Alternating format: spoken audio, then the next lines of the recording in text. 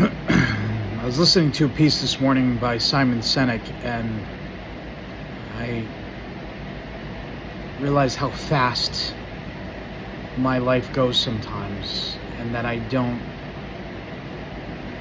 slow down to pay attention to what's going on around me. Sometimes I ignore my wife, sometimes I ignore my children, sometimes I only care about making the grade or killing in order to eat.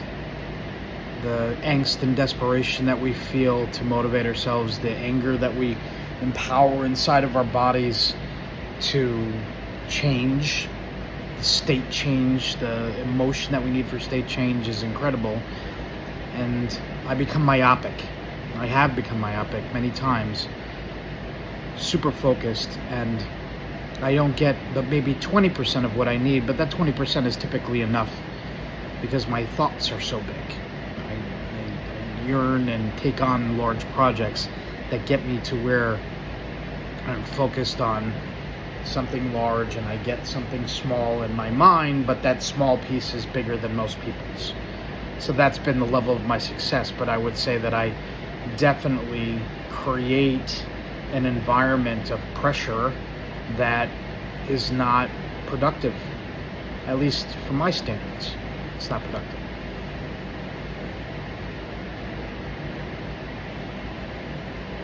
I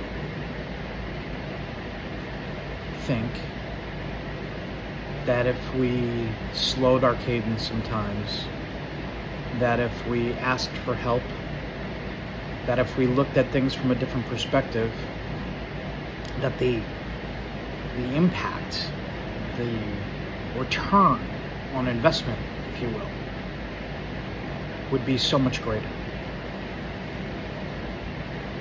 The projects that we take on, if we slow down, would be so much greater. So I'll give you some life stories that I learned from my father.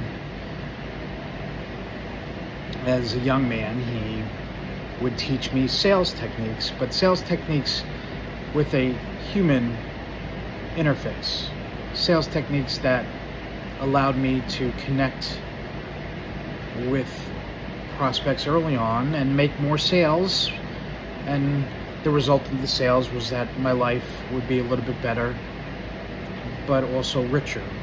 And my dad didn't really journal success only in terms of money. My father was a man who was deeply devoted, and still is, I shouldn't say is deeply devoted to connecting with people from an emotional level. Seems gruff on the outside, but deep down has the biggest heart that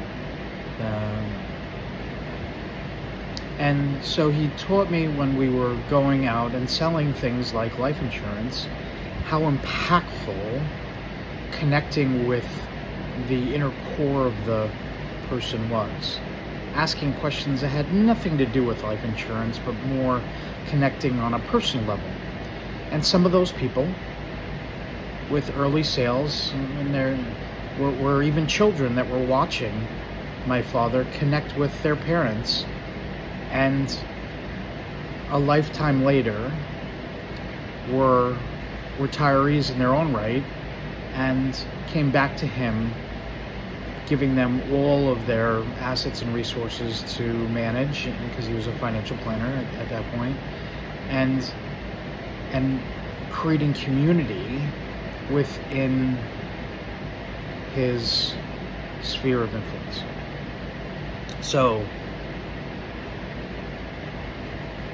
my dad, in the midst of a sale, which can be very robotic sometimes, would stop.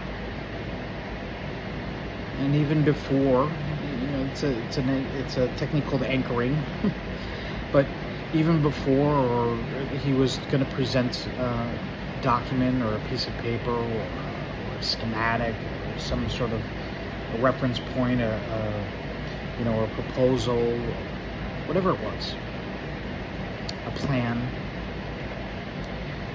would ask really personal questions about why they were even investigating why they were in the place that they were living.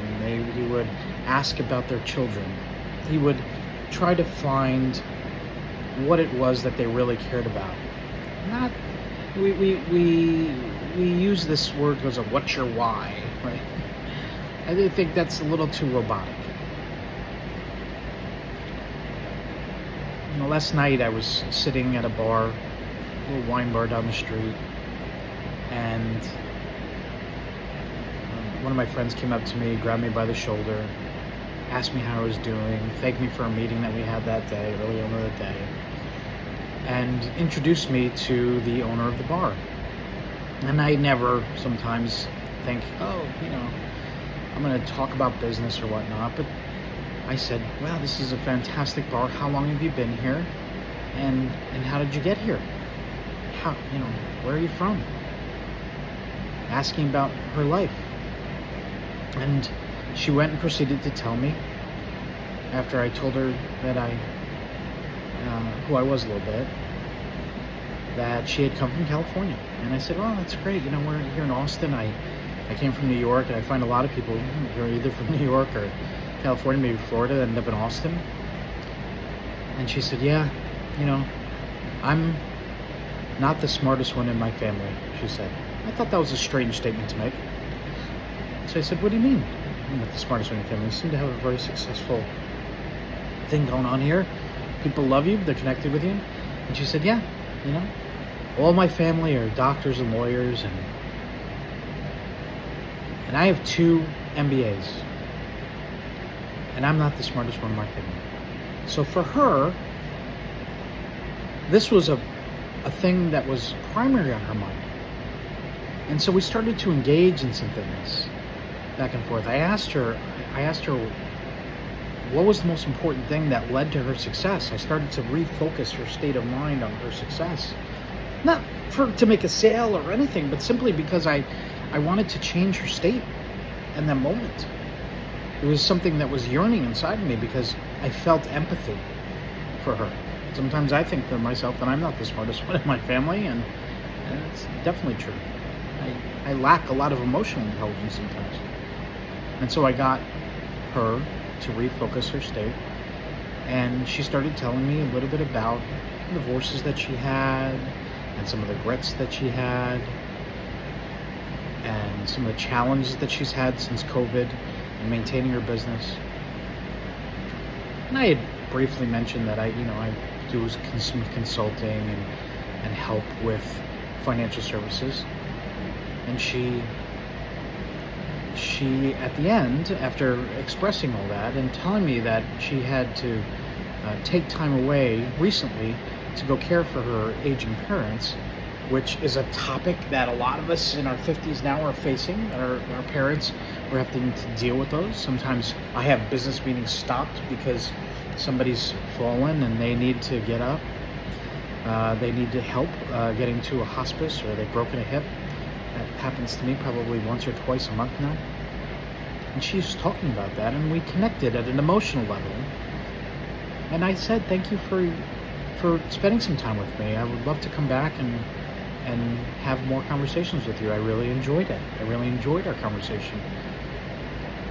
And so I was walking out, and as I was walking out, she ran over to me. She grabbed my arm. She gave me a hug, and she gave me her card.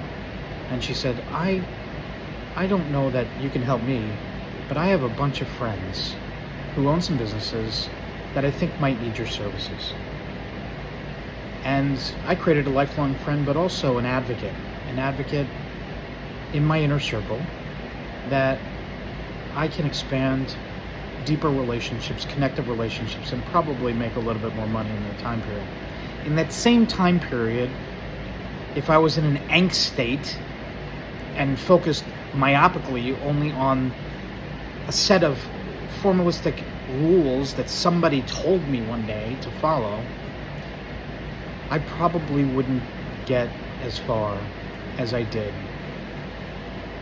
with her and the connections. And so I created a new circle of influence, simply by being human and asking emotional questions. So there's my challenge. Do that. try that, be that, ask those questions from a personal level. And I think probably 8, 9 times out of 10, you're going to create a new network. And you're going to improve your life in a way that you can't imagine. Thank you.